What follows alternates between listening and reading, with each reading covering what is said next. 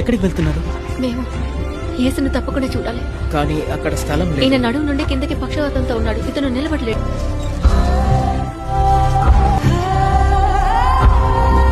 మీ చిత్తం అయితే బోధకుడా మీరు చేయగలరు. విశ్వాసం అందమైనది. కుమారుడా, ధైర్యం తెచ్చుకో. నీ పాపాలు క్షమించబడ్డాయి. నేను మిమ్మల్ని అడుగుతున్నాను, ఏది చెప్పడం సులభం?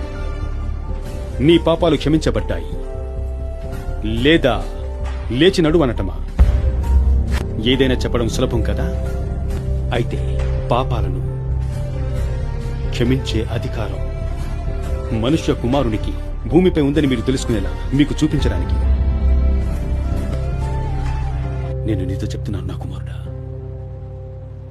లెగు, నీ పరుపు తీసుకుని ఇంటికి వెళ్ళు.